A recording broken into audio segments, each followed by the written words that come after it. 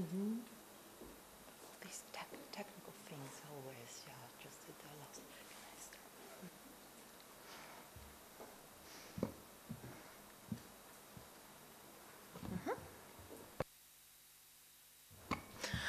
Good afternoon, dear students, dear colleagues. It's so nice to see you all in here. I believe you are all interested in translation studies, and I'm going to introduce to you one of the leading experts in the field, Professor Christina Schäffner from Aston University, Birmingham. I believe she will tell a few words about herself, and now I'm very honored to give the floor to her. Well, good afternoon, everybody. It's too close. Thank you very much for inviting me to give this talk here at the university. I'm actually in Riga for the conference on meaning in translation, which will be held at your partner university or competitor university. I don't know what the relationship is, the technical university. And since I have known one of your professors, Gunther Lotschmiller, for several years through the EMT project, the European Masters in Translation. So when I talked to her and said I will be in Riga, then she said, oh, would you mind coming over and give a talk at our university as well to our students? And then, of course, I said, yes, I'm happy to do this. I retired from Aston University in September. I'm now a professor emeritus at Aston in Birmingham. But as you can easily tell by my accent, English is not my mother tongue. I'm originally from Germany. I studied English and Russian a long time ago at Leipzig University, but then I stayed, after graduating, I stayed at the university working only with Russian, so всё забыла, не говорю по-русски. So, which is a pity, because if you learn foreign languages, it helps you in life. So it's really very important to learn languages, and that's a problem we encountered in the United Kingdom. So I moved to England in 1992 and worked there at Aston University. But in England, or in Britain in general, lots of universities struggle because students say, why shall I learn a foreign language? Wherever I go, everybody speaks English, and then foreign languages is difficult, so we don't get a good mark, so I do something else.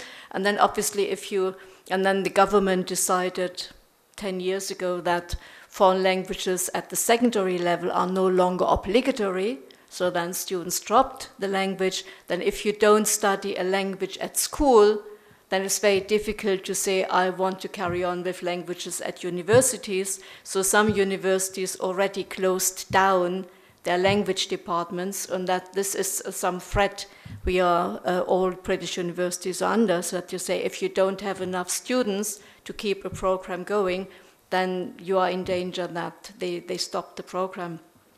So at Aston, we also had foreign language programs, but only working with French, German, and Spanish.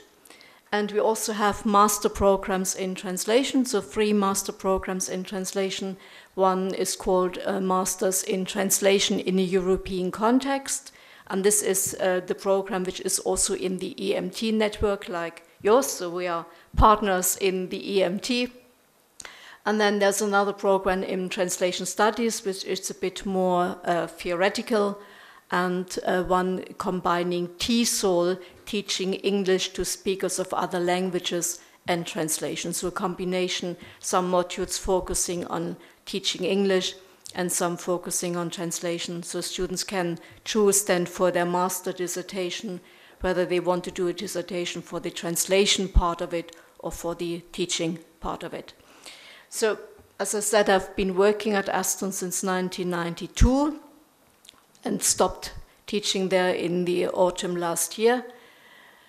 And my teaching was mainly with the master program, so teaching translation theory, practical translation, German and English, text analysis for translation, and also for the bachelor program I had a module on interpreting, but not the expert interpreting what you are doing here, but just a bit of liaison interpreting, so give students a kind of idea what it is to do some interpreting. And for my research, It's mainly researching translation and political discourse, news translation, metaphor in translation, and also aspects of translator training. So news translation is something I've come into rather recently, and that's why I want to speak about this particular topic, since Gunther said that news or journalistic text is something which you have in your programs as well. So before I start, I would like to thank the interpreters for the job they are going to do, because I know it's not so easy to do a simultaneous interpreting, particularly for a person whose voice you haven't heard before. And I try to speak slowly, but once I get very excited about what I'm talking about, so I may rush into action, so then you have to knock on the window pane to make me slow down a bit. So normally, if I don't thank you now in advance, I may forget at the end, so I get it out of the way, so I say I'm very, very grateful. Okay, news translation or researching news. So when we talk about news, we think of mass media.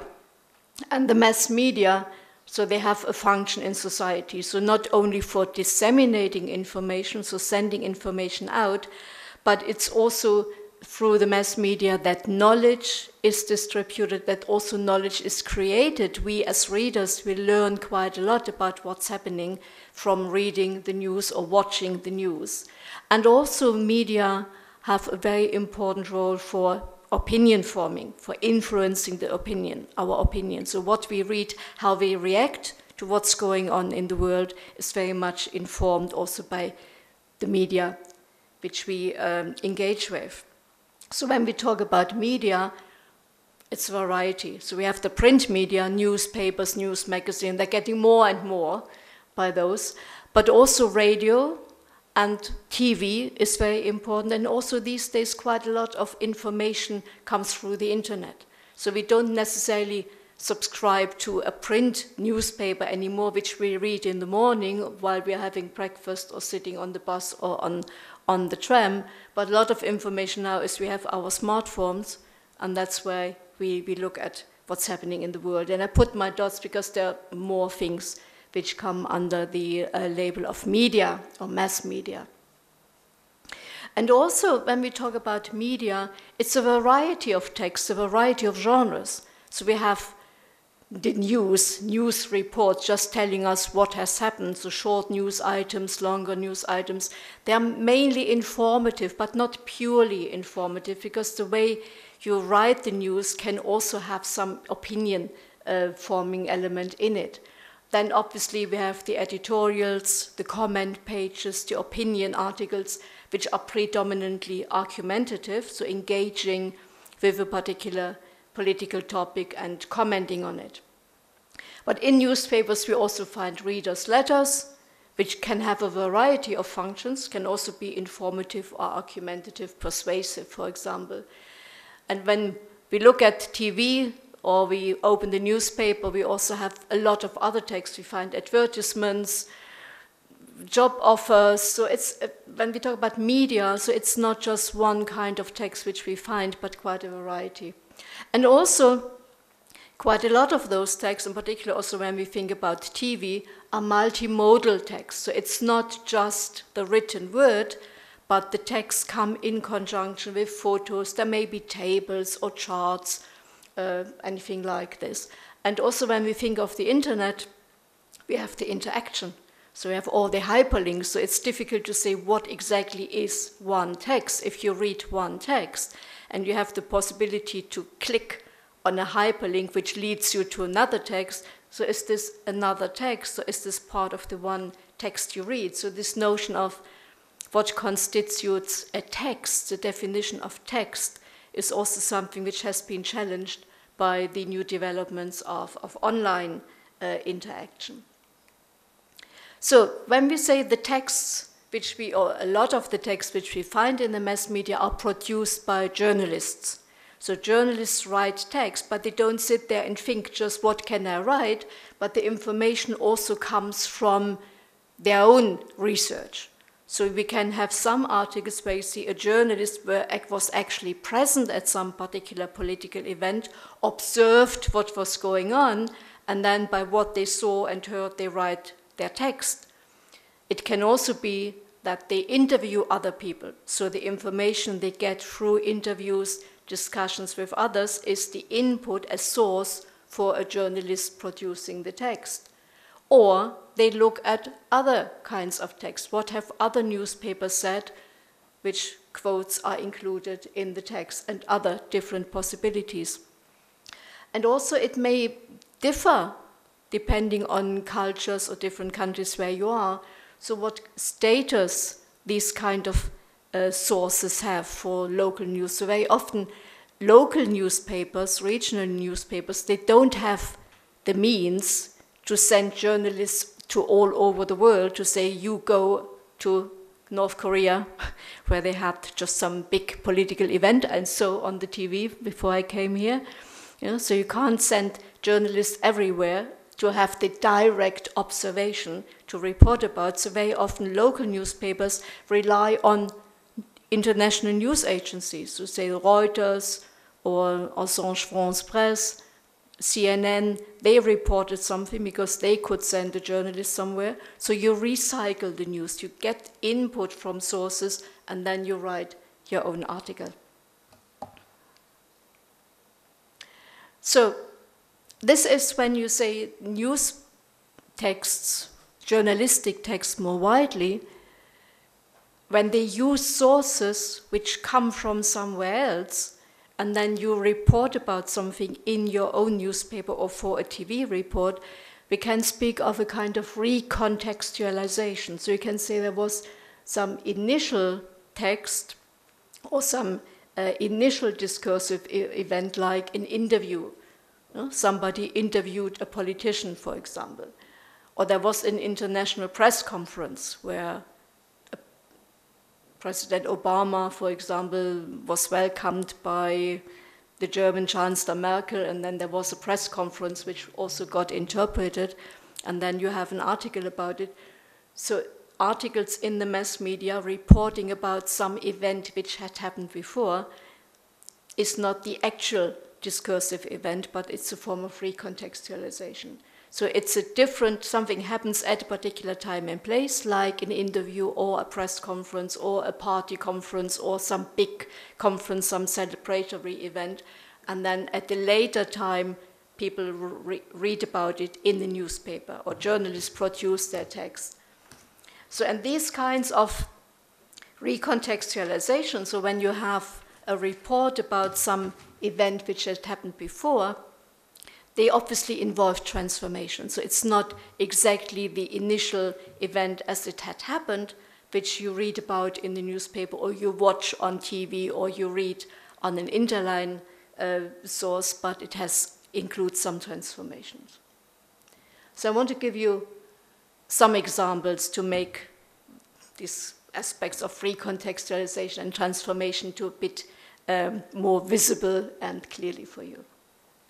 So here we have an extract from an article in The Guardian, so an English daily newspaper, which also has an online version, which a lot of newspapers these days, they also have their online versions. Not the most recent one, but some article from 2012, but for illustration doesn't really matter.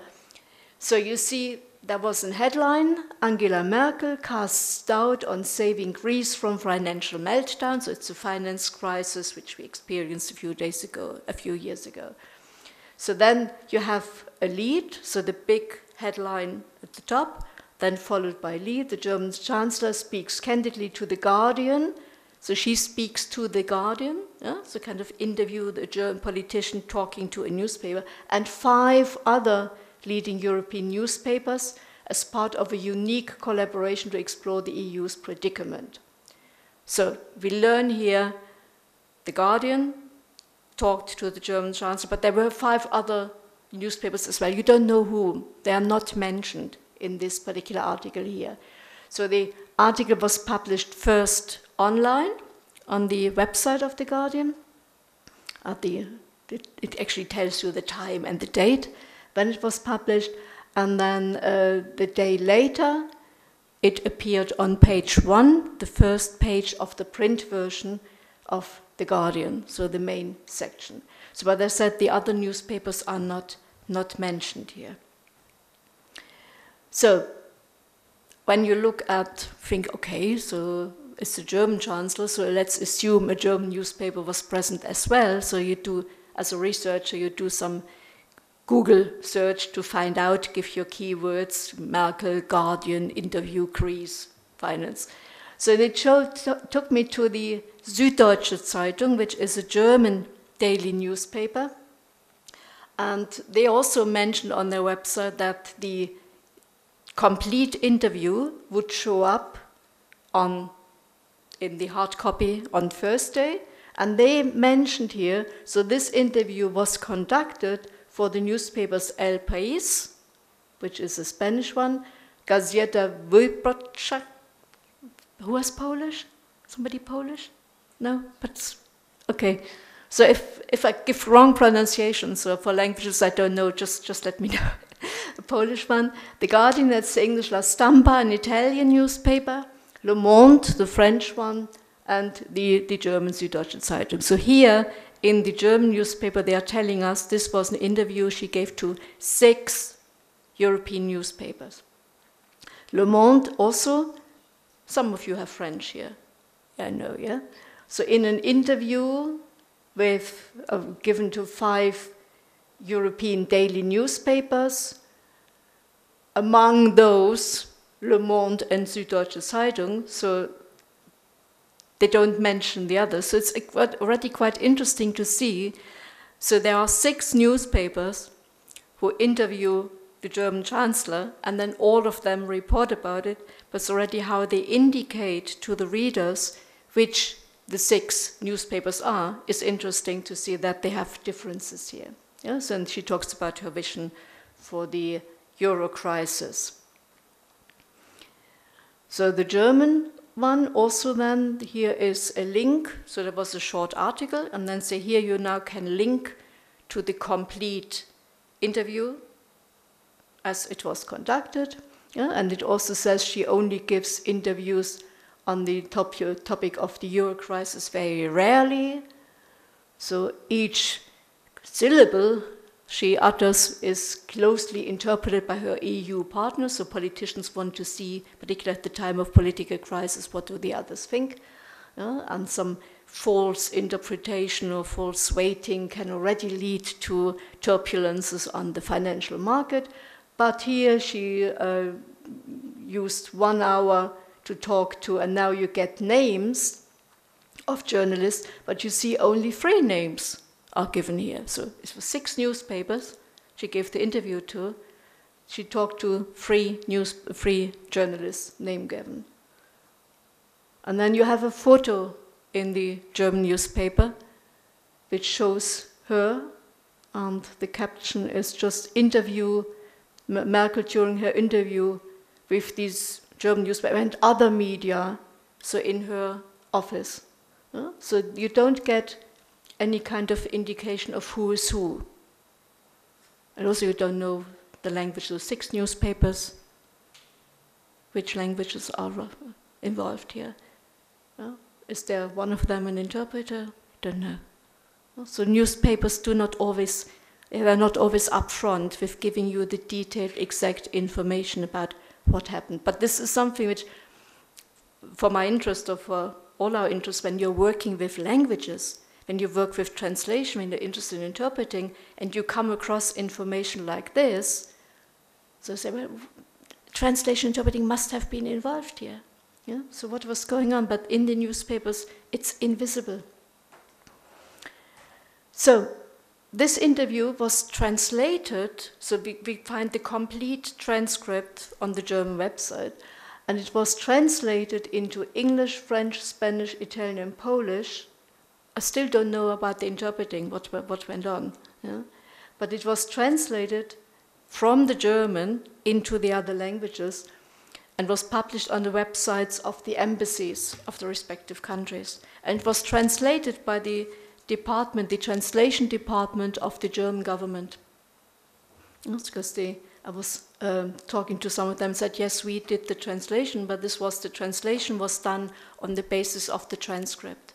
Yeah? And they didn't know either whether in which languages interpreting had been provided, or whether these 3 journalists who were actually with her, whether they could speak German, whether some of the other newspapers had sent questions in advance. So it was very difficult to identify or to get more information. That's also what makes this difficult for a researcher, because I can't write to Frau Merkel and say, what did you do? She will not answer.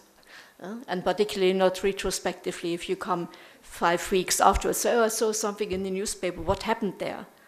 So it's very difficult to get the information. So, but when you look at the different language versions, obviously you can only look more closely at those which you are able to analyze. You say, I don't know Polish, so I can't really see what's going on there. But I looked at the French, German, and English versions of the interview as they were published as they're translated by the translation department of the government and published on the websites of the embassies. So you see some linguistic issues or genre-related issues when you compare the 3 versions. So I noticed that very often when there was a nominal style in German, in the English it was turned into a verbal style. So something which is quite common in translation between German and English. So German is very nominal language, whereas English much more is verbalized. Conventions in questions formulations, and also when you come to terminology, I'll give you an example for this in a minute. So terminology, also kind of consistent use here. This is, you will say, the questions, the kind of question conventions. So the German one kind of very direct, Madam Chancellor, do you play a musical instrument? So the English, may I ask? So this more polite way, so a bit more hedging, may I, or would you mind? All those things. When the Germans are known for being direct. So that's when I came to England, so that's something I had to learn first. So when somebody knocks on your door or the telephone rings, how are you? Right. Do I bother you? Oh, the weather. And I say, come on, what do you want? So as say, if you as a German, which is quite normal in Germany, when you go to your colleague neighboring office and say, can I borrow this book from you? That's fine. You are immediately saying, what have I come here for? So this is for English people say, no, this is too blunt, so this is too brusque, so we need to have all this small talk first. So that's also something you see here. Also the French one, jouez vous un instrument. So also this kind of direct form of address. So that's something you see where you can say, well, the translators, obviously, they are aware also of linguistic differences, of conventions, so which has shown up here. And this was an example of the terminology here. So when we had all this debate about financial problems, the financial crisis, so this particular rescue fund was set up by the European Central Bank and European Union, so which in British media very often you find rescue package. And in the German text, or in German journalistic discourse and news text as well, the word you hear most frequently is Rettungsschirm. Who has German here? Nobody? One person, good. Schirm is the umbrella. So a kind of a literal translation would be like the rescue umbrella. So being under the umbrella means you are protected. And and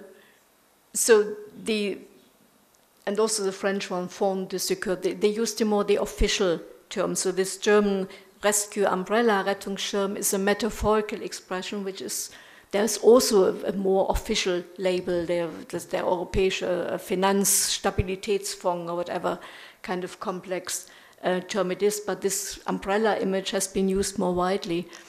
And also the translation department of the German government, it's a very well organized system. So they recruit people for the translation department there who have good qualifications.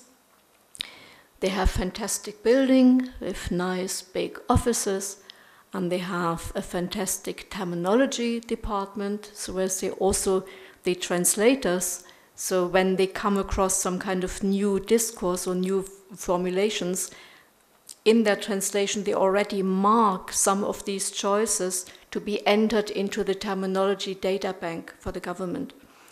So this also secures this kind of consistency. So whenever the decision was taken, whenever there is Rettungsschirm in German for English translation, rescue package, that's what it is.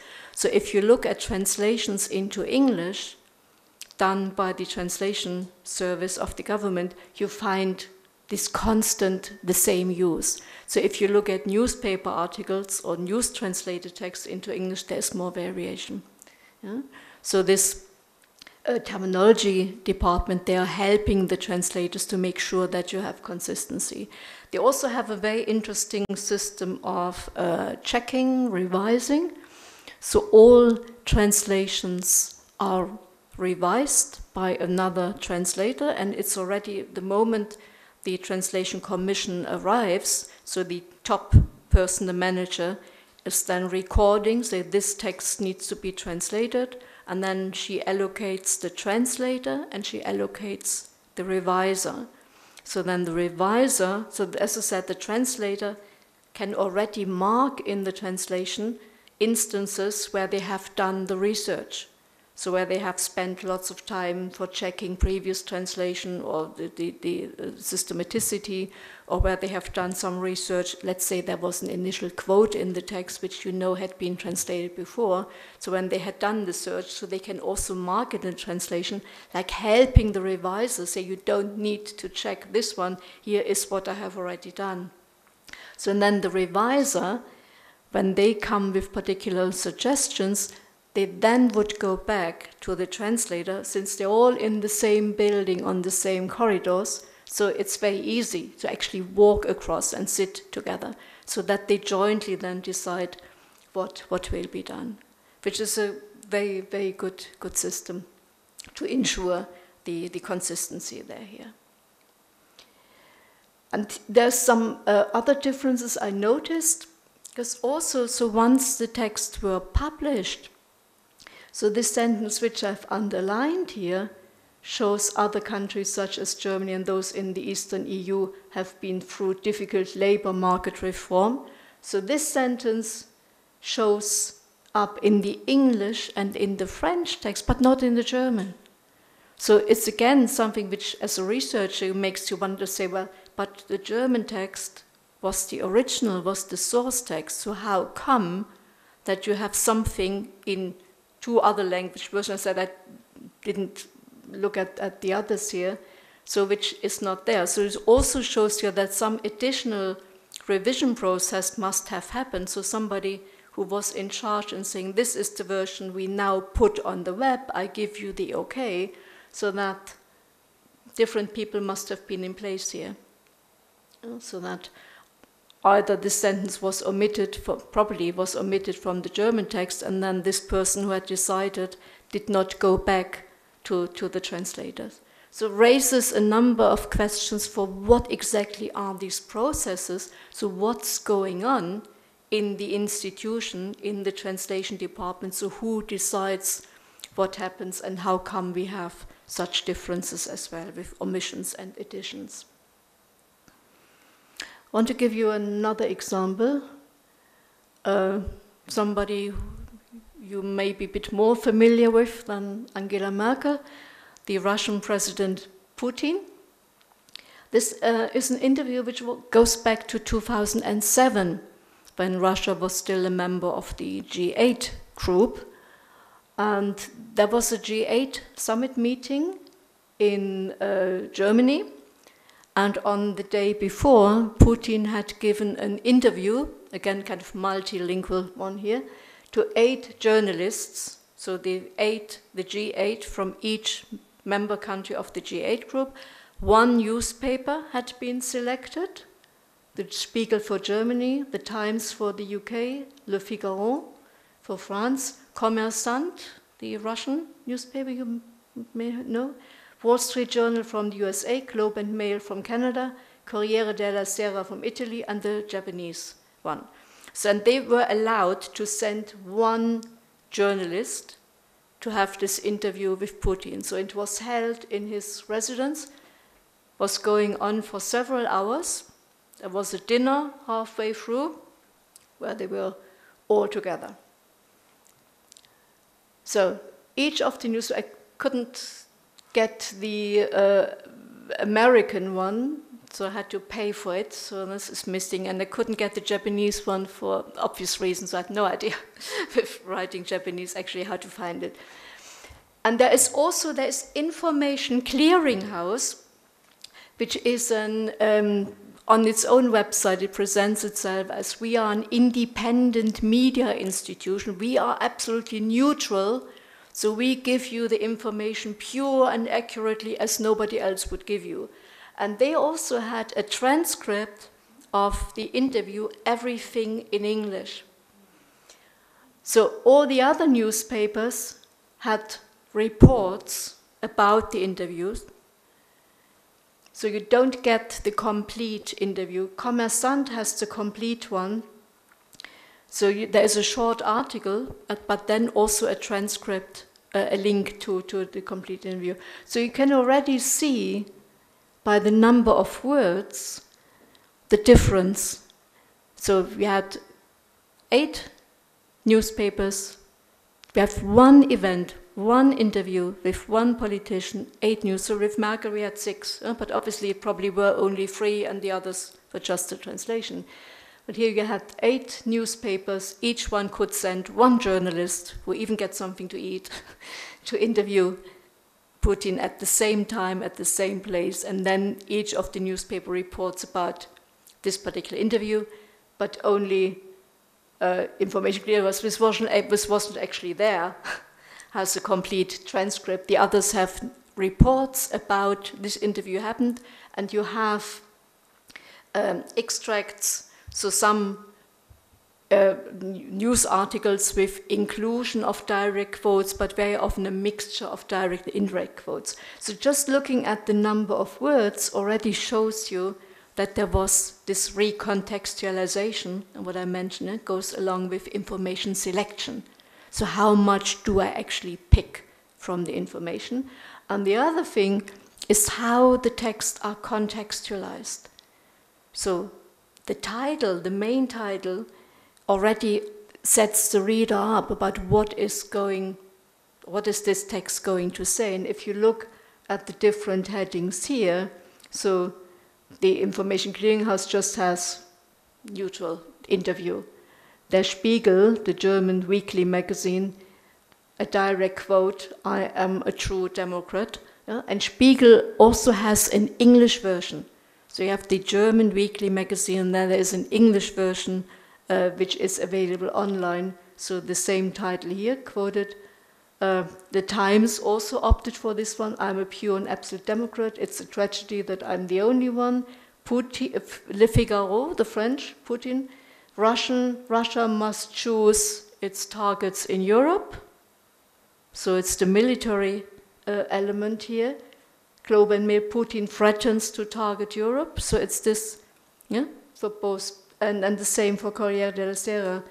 Also missile for quick missiles in Europe. So these 3 newspapers have a reference to the military element. And Kommersant, Putin serves up a hot menu was the title of this article where they reported about the interview. And here we actually can read something about what people got to eat and to drink, and also that Putin wasn't eating much, that also during the meal he was talking all of the time. He just had a sip of the soup. So, 2 examples also then for, if you look at the text, so where the newspapers, the ones I was able to look at, where they actually report or have the same extracts in the articles, so see what happened here. So I want to give you 2 examples. The one here, as that Information Clearinghouse has the complete transcript, and I also looked at the complete transcript of the Russian one, so it's very close, this English one, very close to what the Russian one says. So in one answer to a question, Putin said, just look at what's happening in North America, it's simply awful. And then you get a colon and a list of things, what is awful in North America. Torture, homeless people, Guantanamo, people detained without trial and investigation. The Times, close, let us look what is happening in North America, it is horrible. No, so just a synonym, awful, horrible, so just a minor change. Torture, the homeless Guantanamo, detention without normal court proceedings, so similar to the other one. Globe and Mail, also writing in English. So you have kind of already Times, Globe and Mail, and Information Clearinghouse, 3 publications in English, and Spiegel Online, then English as well. Let's see what's happening in North America. Just horrible torture. So you see a minor change here. So the first thing was kind of, there are horrible things happening there, and then you get a list of things. So here you have horrible torture, the homeless, Guantanamo, detention without normal court proceedings. The French one, Le Figaro, let's look at the United States. Horrible torture, homeless people, Guantanamo. So a shortened version here. The German one, I've just repeated the complete one again, that you can see the difference. Yeah? So this was the complete answer. Spiegel, the German one, tells us, in Amerika wird gefoltert. There is torture in America. For example, in Guantanamo. Yeah? So all the other elements, the homeless, detention without trial, is not mentioned at all. And it's a change, so not what happens in North America, torture, no specification further. No? So there is torture. It's the passive form, wird gefoltert, so being taught, people are tortured in America. And then you have Spiegel International, the English version of the German text, where you assume the English must have been translated from the German. They read the Americans torture at Guantanamo.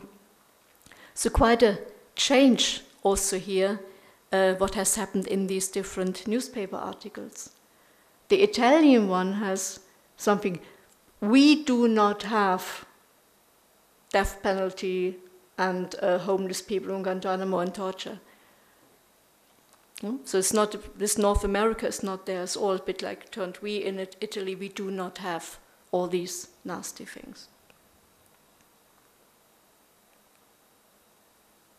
So this was the question where this answer was contextualized. So Der Spiegel, the German correspondent, had asked, again this is the English, he had asked in German obviously, yeah?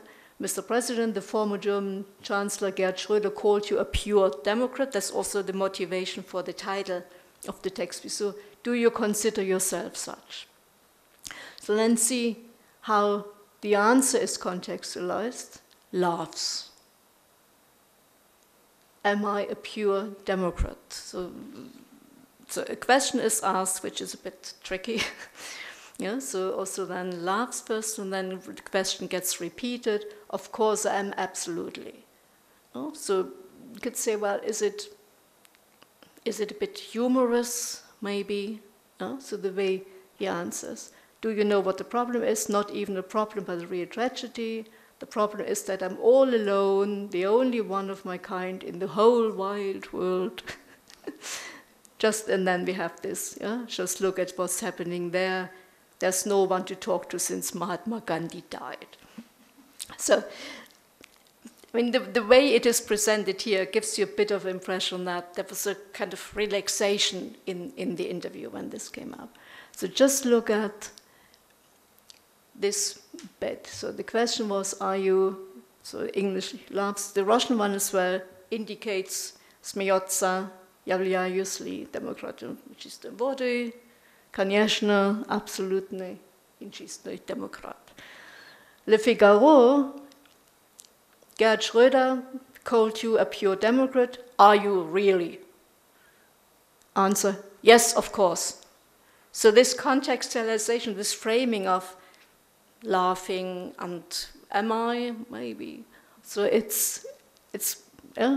yes, of course I am a pure and absolute Democrat. So it comes across as a much more clear statement. Also in Der Spiegel. So the way, this is the other interesting thing. So when you look at the transcript or the newspapers, in Information Clearinghouse, the newspaper which asked the question is identified. So you know here that this question was asked by the correspondent of Der Spiegel. This is also when you look at the complete transcript in Kommersant. If you look at some of the other newspapers, it all has only question, answer, question, answer. The English one, The Times, tells you Putin talked to The Times. There is no information that 7 other newspapers were involved as well.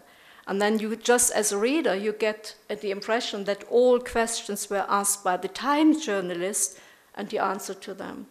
And also what I said with information selection, so this difference in the number of words, when you then look at what are the topics which were chosen, so not all newspapers had the same content. So some question was very specific about the Japanese foreign exchange rate. So this do not show up in some others. So the question asked in the actual interview was actually longer. So this reference to the Chancellor Schröder had called you a pure Democrat. In the way it is presented then in the published version of Der Spiegel, it is just shortened also to a direct question, Mr. Putin, are you a true Democrat? Yes, of course, I am a true Democrat. So again, straightforward answer, straightforward question. So all this kind of laughing and relaxing has disappeared here. And again, the German, or the English translation, Spiegel International, where you say, well, this was produced on the basis of the German, has a longer question. Are you the flawless Democrat former German Chancellor once described you to be? Of course I am. So this also makes me, as somebody interested in what happens in these processes, how are these texts produced, I say, well, actually, when you say the German text was the basis for the production into English, as is normally the case for Spiegel International, but then how come then that the translation would have information which is not in the source text anymore? And also the English version Spiegel International was 700 words longer than the original German. So when you do the comparison, you see some other cases where you see that something is in the English text but not in the supposedly original German. So again, question here, how come? So it may well be then that for the English one, they also looked at the complete transcript of Information Clearinghouse or the complete transcript of the Russian one, or the interpreted performance, or it may well be that the text had been written for publication in Der Spiegel, was translated into the English version for Spiegel International, and then some editor said, oh, we only have so much space in the publication, something has to go. So that in the revision editing process, information was edited out for space reasons, for example. In some cases, it may be for political reasons, ideological reasons, we don't know. So when we look at the texts, when we just have the text as they are published in the newspaper or published on a website, which we can easily get access to, we can download them, we can print them off, I can go through them with pen and paper and underline or use different colors for highlighting. So we are doing a product analysis. So I can compare different texts, or I can also compare the text as they were published in the newspaper with the text as it was available on the internet, the online version, or if there was something where you can actually, like with interviews, for example, sometimes you can watch them on TV, or you can go to YouTube and then you also see a film there. So you can, this comparison of the products can reveal differences in the text as they were published. And also these multilingual texts, so if you compare the original text, like this Merkel interview with the 6 different translation, or this interview here. So you can also see differences which go beyond just this kind of micro-level difference, what I say with the verbal style or the nominal style or those things. Yeah? So how much information is there, what information is there, how is it contextualized, what's the title, how is the whole image framed. So questions of interest then, we see the differences in the text.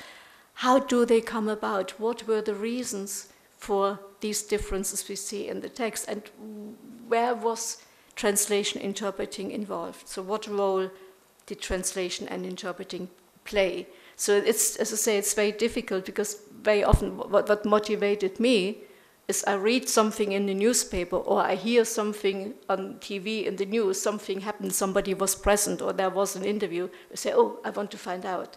Yeah? But then the event is already past. So you can't really get there and observe things as they are going on. So this is a photo which you had with the Putin interview, where one of the newspapers, so what you can see is headphones. Yeah? So the journalists were sitting around the table. You see in the left-hand corner, you see cameras. And then you see that they have the microphones, what I'm doing now. And there was simultaneous interpreting going on. There was one article in Kommersant where the journalist who was present then told the readers, so there was this dinner in the middle, so the interview was going on, in the middle was the dinner, and when we were walking up the stairs to get to the room where the dinner was served, we passed several people sitting on the second floor in front of a monitor set up in the corner of the room that was broadcasting live from the president's office. So that's where we saw the cameras. So the journalists were sitting around the table with Putin. There were the cameras which showed not to the outside world, there was nothing live at all, but to fellow journalists who were sitting in another room. I don't know where the interpreters were, yeah? But the interpreters also, they're not in the picture. They must have been in another room because you see everybody there with the headphones on. And Mr. Aus from Der Spiegel rushed to his colleagues on the second floor who were furiously dictating Mr. Putin's answers to their boss's questions for the Monday issue of the magazine. Yeah? So it had also been agreed that all newspapers would report on the same day, so that no newspaper would jump ahead and say, I was the inclusive rights. Yeah? Globe and Mail was the only news article where there was a reference to the language. Yeah? So it's getting, from this bit of information in this photo, you can see that he was speaking Russian, but would really be interesting to find out whether there was interpreting between Russian and all those languages, so whether there were 8 interpreters, or whether maybe English functioned as a relay language, or whether some of the journalists might have been able to speak in Russian. Yeah? But you have also the pressure, a very long interview. It had to be reported for the Monday issue of the newspaper. It was 2 days. And then the translation had to be done there as well. Or they had interpreting into German, into French, that the interpreter's output was transcribed and used for the articles. There was another case, again, when I say, well, my interest in news translation very often comes, I hear something, and then I say, oh, can I get more information? BBC Newsnight had an interview with Chancellor Merkel, so I was watching it on the news in the evening, and you could see she was there talking to Gavin Esler, a journalist, and normally you don't really hear the voice of the politician, so you hear the first words, then you hear an interpreter's voice, and then you could hear her last words again. So, and then also Newsnight, the BBC text published an article saying this She told Newsnight's Gavin Anslow that the Eurozone must hold together. She has told the BBC it would be a huge political mistake if debt-ridden Greece was allowed to leave the euro. In an exclusive Newsnight interview, so here there was not 5, 6 others whom we don't mention, but an exclusive interview, she said Germany would do everything it could to keep the Eurozone together. So you have reported speech here in this text saying she said that and that. But you also have then, a bit later on in the article, ask how, what did I do? Okay, is it? Yeah, okay. Probably pressed the wrong button here. Asked how she saw the future. So again, the question is not put there verbatim, but reported. She said, and then we get a direct quote. It has major weaknesses, but it is trying to overcome them, be they in the administration or the competitiveness of the business community. It's going to be a long and arduous road, she said. So a direct quote. So, but Merkel did not speak English. She spoke German. So, and I said, okay, you have to contact the journalist. So I wrote an email saying, hello, or dear Mr., or whatever, can't remember. And just kind of explaining who I am, and that I'm interested in researching news translation, and I have come across your interview, and I just want to know how was it set up, who had provided the interpreter, did you organize the interpreter, did the interpreter come with Merkel? And surprise, surprise, 10 minutes later I got a reply. So which was really something which happens very, very rarely. I once wrote to David Cameron, the British Prime Minister, when I saw on the website, because also transcripts of press conference, everything in English, and then there was one where you also had the German version, and then I saw one where they had an Arabic version. So I wrote, please contact the Prime Minister, so a link you can have, so you can send your email there from this central link. Then you get a message back, it has been received. Somebody will answer you shortly. Nothing. And then about 3 months later, I got a letter, a proper letter from Downing Street. Huh? So totally forgotten what I wanted. And there was a letter written by some secretary saying, oh, this is your question. We do not translate for the Prime Minister's office. Please contact, and then the foreign office, they sometimes use translators. We do not translate here. So, okay, but this text must have come about, somebody must have done it. Yeah, it was interesting to see the answer. So I got an answer from Gavin Anslow. This was the answer. So the Kanzleramt, so the Chancellor's office, had provided Frau Merkel with a translator, or rather an interpreter, which is good, so he knows the difference between translator and interpreter. Although she speaks perfect English, Merkel, and I speak some German. We used the interpreter's words as a guide, but I thought we could have a better translation, which we organized separately in London. And this translation was voiced by an actor. Which made me wonder and say so. And I actually talked to the interpreter in Berlin, there are 2 female interpreters who mainly work with Merkel whenever English is involved. And she said, yes, it was me, and I was so furious. And to find out afterwards, to say, well, we were not too happy, we thought it could be better. When we all know that if you do kind of simultaneous interpreting, it's not absolutely 100% the words as you would publish them. Yeah? But for here, it gives a much more natural flow. And so it would be interesting, but then obviously you don't have any access to what the original interpreter's words were, to say, what is it when he thought it could have been better. And then we produced another translation. And then we asked an actor. And that's the other interesting thing in England. So if you watch the BBC news and you hear some foreigners speaking, so it's always this voice-over. But it's quite okay, because you actually have at the beginning and the end, you hear the voice of the original speaker. So the voice-over is also condensed to allow you to have the beginning and the end of the message.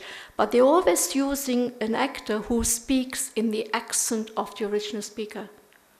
So you have some German person doing this voiceover for German speakers, so that, you know, it's not pure English. So also has this kind of attitude, so it keeps the foreigners in some way, but the content, so when you say, well, particularly for political issues, so what politicians say is also heard by other politicians, and they want to see, well, what has Germany changed the policy now? So how do we react to this?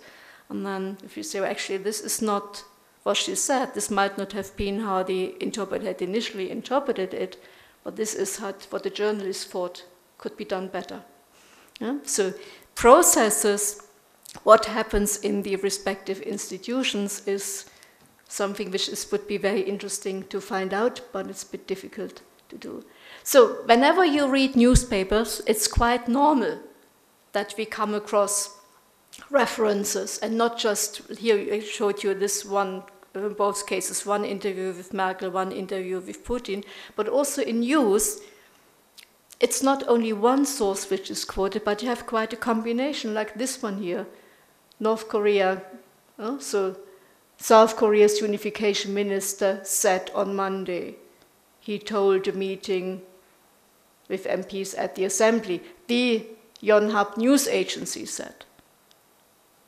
His comments came after South Korean newspaper quoted an unnamed government source as saying, last week, North Korea warned embassies. Here we get the direct quote. The New York Times said, citing Pentagon officials. So what I said at the beginning, so you can have how journalists gather information. They can be there, can observe, but they can also use other texts. And they write one text where they have 5, 6, 7 different sources included in the text, which come from different languages. So this text continues then. The Chinese president, Xi Jinping, or whatever the pronunciation is, alluded to North Korean provocations when he said, then you get a direct quote, in a speech on Sunday. Also, no more detailed information. If you want to follow it up, see what did he actually say, you don't know from this newspaper.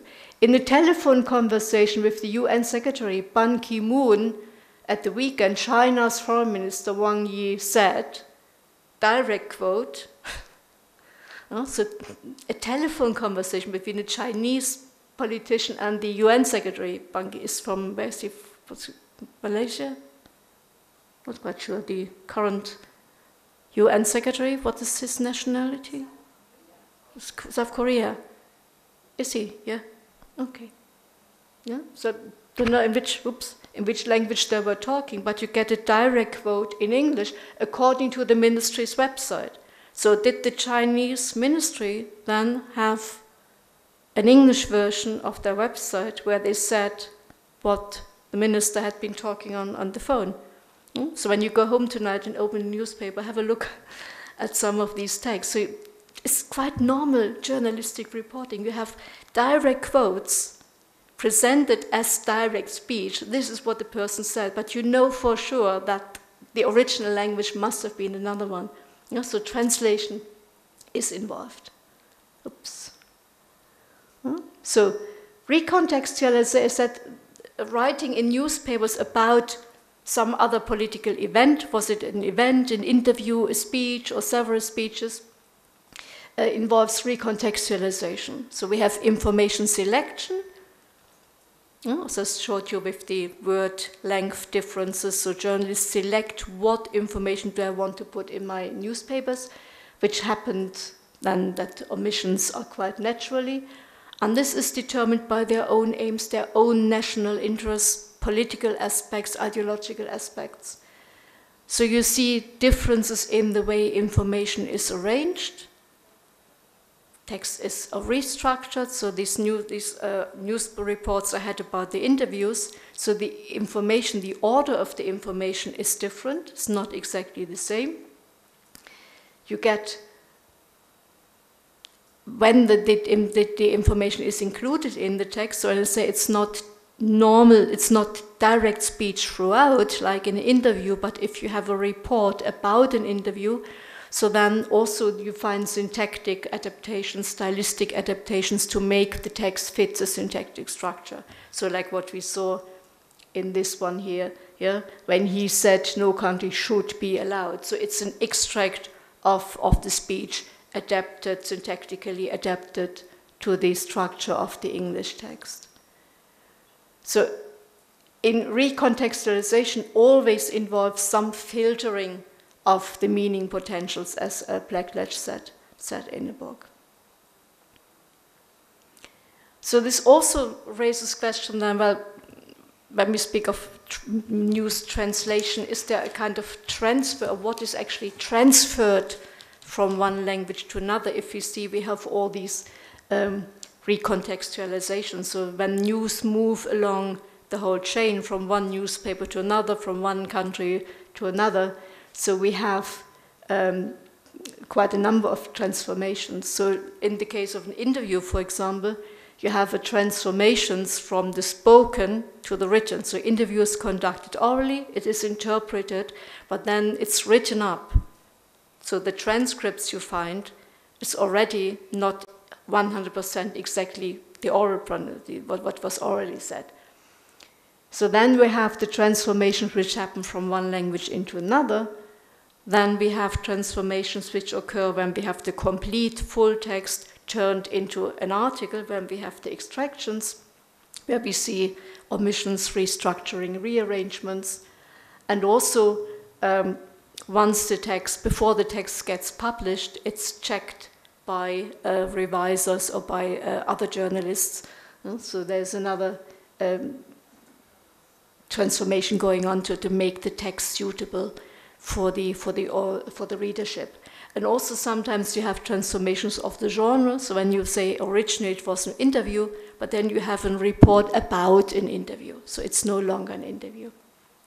So all these transformations depend on the goals, the values, the interests of for whom do I produce my text. So the newspapers aims the readership, the country, the language, the bilateral relations between the political countries involved. So news translation is a relatively new topic in translation studies. So it started in the 2005-06. There was a research project in Britain, translation in global news, and this book published then by Esperanza Bielsa and Susan Besnett was kind of summarizing the main findings. So what they said, what is characteristic of news translation is that it's managed through the journalistic practices of news production. So it's part of the journalist's work. So it's governed by the journalistic values, particularly speed. So text needs to be out. It's no longer news if you wait to polish it up. The translations are done in most cases by the journalists themselves. So they are multi or bilingual journalists or international journalists, as they're called. So, but sometimes also what the journalists then report is where they have interpreters involved, or if you go like the Middle East, when you have all the problems in Syria, for example, when journalists go there, so they don't necessarily speak the local language, so they get local people who help them find their way around. As fixers is a term which is often used for these local people who help the journalists. So, but also in news texts, you see there is evidence of some translation work must have been going on, but there is no explicit reference to translation. And also when you talk to the journalists, they say, oh, no, we are not translators. We are journalists. Yeah? So we know the language, we produce the text on the basis of another language, but that's journalistic work. So this work is fully involved in the journalistic writing process. And they also say, no, we are not translators. Because a translator would produce a text which is not really readable. We produce the text for our audience. So a perception of translation as this kind of literal word-for-word reproduction, which would end up in stilted discourse then. So this also, say they do work which we as translation studies people would call translation, but the journalists themselves do not think of what they are doing as translation because they think translation is just the kind of the narrow reproduction process. Yeah. And also in research, so some people do not refer to this journalistic work as translation. Some people prefer to call it trans-editing because you say it's not one source text, one target text, but there are all these transformations involved with adaptations, reorganization. So the text, you can't really compare a source text and a target text. Yeah, but there is also diversity and complexity in the mass media. Not all newspapers have exactly the same practices. Ji-hye Kang from Korea, she did some research which said there is a South Korean version of the US magazine Newsweek. So quite a large amount of the text get translated into Korean. And she looked particularly as texts where, from the US perspective, they had reported about North Korea and said, how do these texts in Korean for the South Korean readership, what do they look like? And then she discovered saying that the practice for this Korean version of Newsweek said they actually employ translators. So the texts are sent to translators who translate the text. Then there are what is called checkers who do a revision, so comparing the source text and the translations they have received from the translators. And then there are the so-called top checkers who then read the translated version to take the final decision of what additional changes or revisions may have to be made for political, ideological reasons. So omissions then may happen when the top checker gets the text before they give their final okay for text to be published. And then she says here, news translation is a collective effort, and the texts finally published are the result of the collaborative work of people who assume different roles and who are engaged in language transfer, culture adaptation, proofreading, revising, naturalizing, editing, and other textual processes. So she kind of lists that several of these processes are happening, and they are carried out repeatedly and cyclically. So you can't really differentiate between where does proofreading stop and revision start and where's translation start.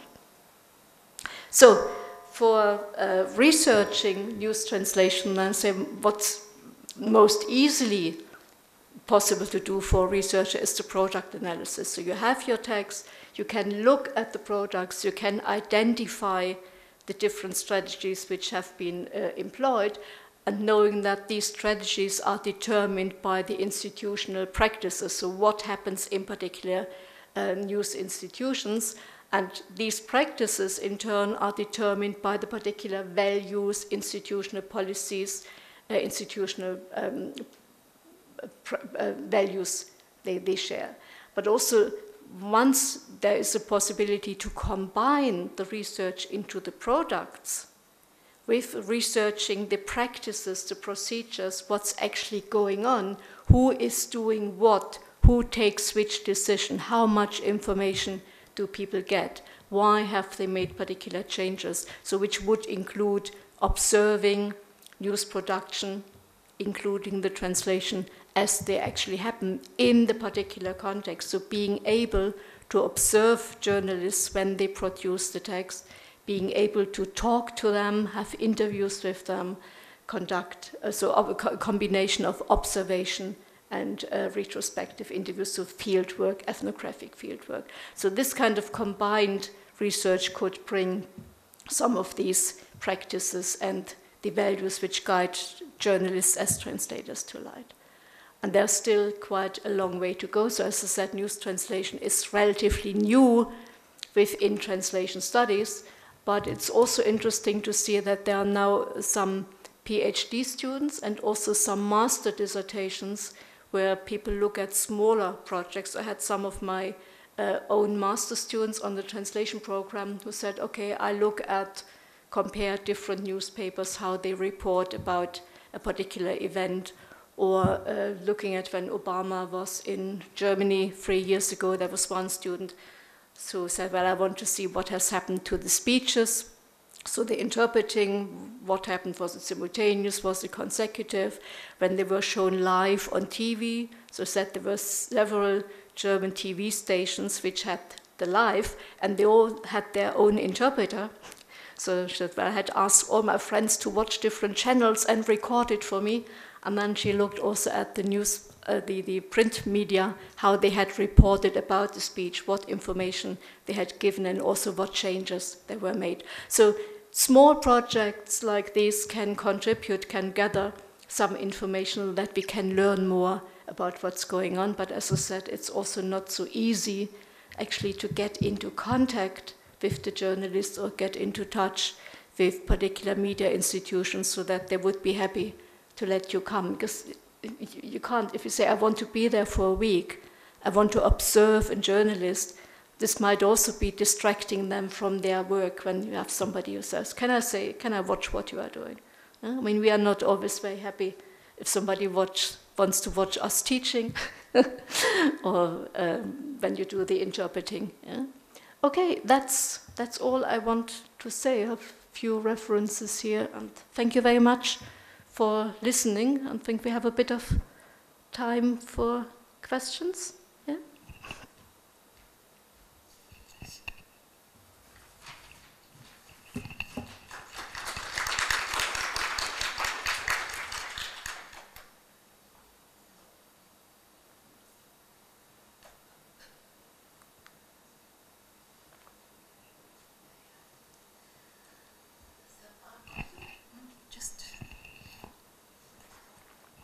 Quite a practical question.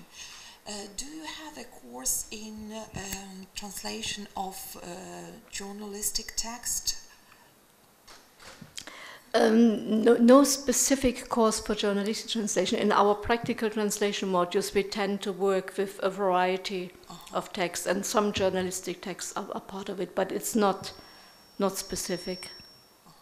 But you have some bits of it. Perhaps you just at least teach how to translate a newspaper article. Well, it's not. We haven't used so much kind of proper news where it's just the reporting. So I think we have tended to include some more of these editorials or the comment pages. Yeah? When you then, because it's always a question, you think about it, is there a realistic brief? When you try to make your practical translation modules as realistic as possible, not just say translate and check if all the words are there. But we always do give a concrete translation brief, saying this text needs to be translated by, to be published or whatever. And with some of these journalistic texts, you say, well, if there's a news report about what happened in Germany, so who would want to know this? So is it necessarily that also that your text would be published in the German newspaper so the German journalists would have known before? They are not waiting to read the text in the Guardian. So that's why we sometimes tended to look for kind of comments or editorials and then say this text is to be translated for a journalist who wants to write an article and wants to get some input of how this topic is perceived in another country. So that's more when we tried to find a particular translation brief, where I say it's not necessarily published text needs to be a published text, but for journalists. And then we also, for our practical translation classes, for one of the exams, students need to write annotations. So you say, here is the text, write a short introductory statement, but what kind of text is it? To which genre does it belong? Is it typical of the genre conventions? And then comment on some translation problems and explain how you solved them with justification. Why would you say this is the most appropriate solution? And we also want them to use some of the theoretical concepts to explain what they are doing, and then also provide evidence for the research Yeah? And that's easier sometimes when you can say it's for a journalist. So you can say then if you feel there is a need, there's something culture specific. So for a journalist, you can say, okay, I add a footnote or add a translator's note to provide the background. Yeah? Or sometimes we had comments when there might have been a quote, a translated quote included. We say, okay, now what's the research you need to go and check what was the original or not translated back into the original language. Thank you very much. You have actually answered the question which I intended to ask you. Thank you very much.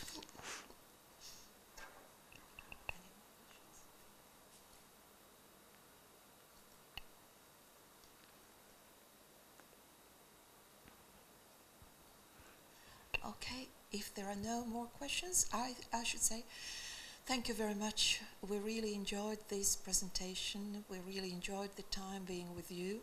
And I hope you will visit Riga also very soon with maybe some other just even more exciting topics.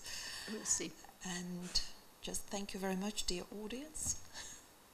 Yeah, thank you very much for coming. And if you have any kind of questions, when I said you have on my, oops, it's gone, never mind. That was my email address was on the first page, so you can also send me an email if you have any nice examples where you have seen something similar where you think this might interest me, so I always look for new examples. Thank you very much.